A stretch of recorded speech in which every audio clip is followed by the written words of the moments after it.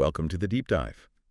Okay, so when you hear the word logistics, what immediately springs to mind? For most of us, I bet it's, vans, loads of parcels, maybe those real-time tracking numbers blinking away on a screen, Yeah. and just this huge web of automation making it all tick. Am I right? That's definitely the picture, yeah. I mean, for good reason. Automation's changed everything. But our sources for this deep dive, especially looking at SMA Worldwide, they offer something different, a counter-narrative, really. They argue that the, quote, real engine behind a successful delivery isn't just the infrastructure or the fancy tech. It's actually, well, it's people. Okay, people, let's unpack this then. Our mission here is to figure out what this whole people-first idea really means in logistics, this complex world. How does SMA Worldwide actually make it work on the ground? And what can we all learn from it? So, SMA's core thinking. It seems like it's about way more than just, getting a box from A to B. They talk about shifting away from just transactions. Instead, their team works, quote, to build trust, solve problems, and support clients like true partners. That feels like a much deeper kind of relationship, doesn't it? Oh, absolutely. And what's really interesting here is their stress on personal relationships built on trust. In an industry that's often all about speed metrics, algorithms, SMA explicitly says no one-size-fits-all logistics. It suggests that maybe for the really tricky stuff, the high-stakes shipments, human insight, that trust factor, that might still be the key advantage. It means they're taking the time to properly understand what's needed. They mention things like critical medical equipment or urgent legal documents, maybe a high-value shipment. It really challenges that idea that efficiency always means less human interaction. Right. And they don't just want to be a supplier. They aim to be a seamless extension of your team, which sounds great, but what does it mean? They say it's about genuinely learning a client's business inside out.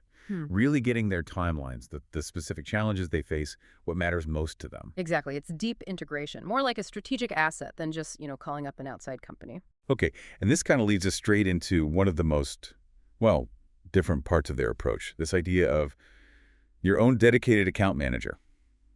I mean, think about the usual headaches in logistics, right? Endless phone menus getting passed around. The runaround. Yeah. So the idea of one direct human contact, someone you actually know. No waiting on hold, no chasing updates. That sounds incredibly good. It really does. And it's more than just convenience. It seems central to how they solve problems before they happen. This manager has key roles. They're meant to anticipate issues before they arise. Now, okay, analytics can predict some delays, sure, but an experienced person, someone who knows your specific setup, they might just know to flag a shipment because of a known issue at a certain customs point or a bottleneck that always happens that time of year. That makes sense, that gut feeling, almost. Kind of, yeah. And they also offer strategic support during busy seasons, help you plan smarter and move faster. So it's shifting from just fixing problems to actually, preventing them. Let's be honest, though. Real-world logistics. It's messy. Things go wrong. It's rarely smooth sailing. We've all dealt with it, haven't we? Those unexpected road closures, last-minute schedule changes, painful customs delays. So how does this people-first thing really cope when, the stuff hits the fan? Right, and this is where they say their experienced operations team makes the difference. It highlights that human advantage. Look, an automated system can reroute a package based on traffic data, quick, smart. But a human operations manager, they have the experience, the ingenuity to adapt quickly in ways tech just can't match yet.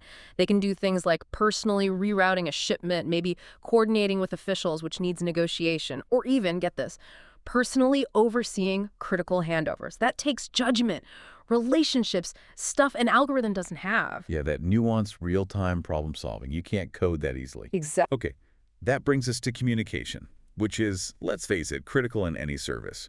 SMA seems really clear on this. You won't be stuck talking to a bot.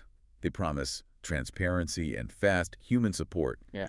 It feels like they get the anxiety that comes with waiting for important stuff. Precisely. And that commitment means clients get honest updates, immediate solutions, and reassurance when it matters most. SMA really emphasizes this point. When your shipment matters, silence isn't an option.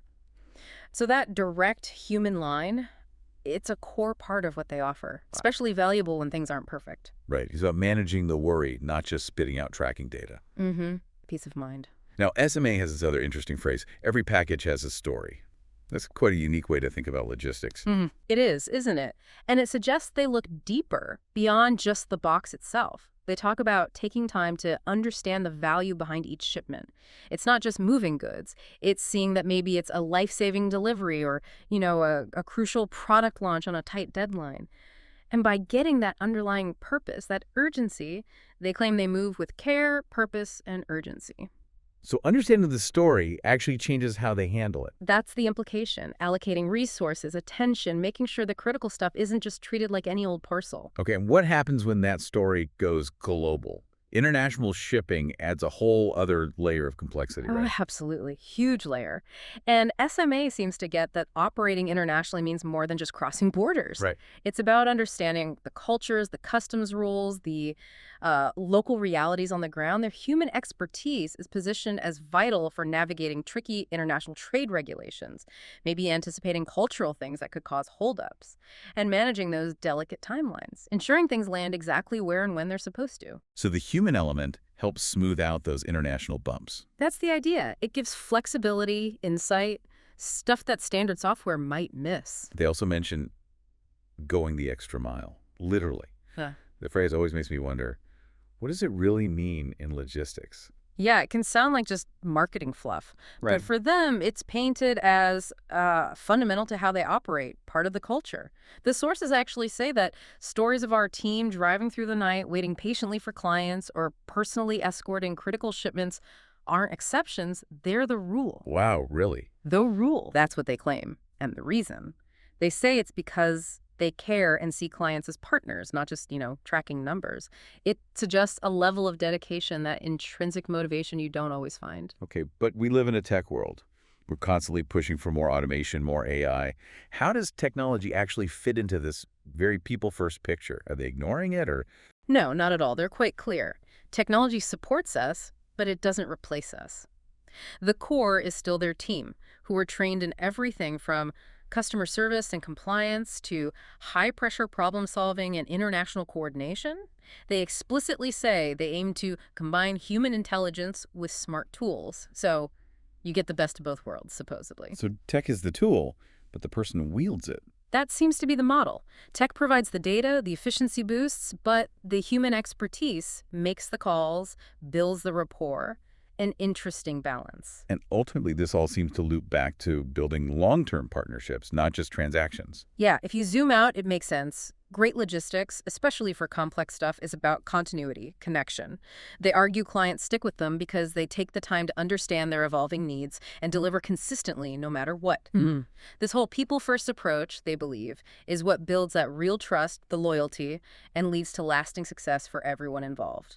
It's more than just moving goods for a fee. So wrapping this up, what does this all mean for you listening in?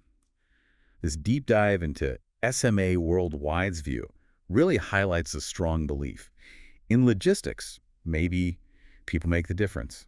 It kind of reframes logistics, not just about speed and cost, but about dedicated human service. And that raises a pretty big question for all of us, doesn't it? In a world that's racing towards automation, AI everywhere, how much value do you actually place on that human element, on integrity, insight, maybe even heart, in the services you depend on, especially when things get critical? Yeah, what really stands out to you about this people-first idea? Does it challenge how you think modern logistics should work? Or does it maybe reinforce a feeling that sometimes there's just no substitute for the human touch? Something to think about next time you're watching that tracking number.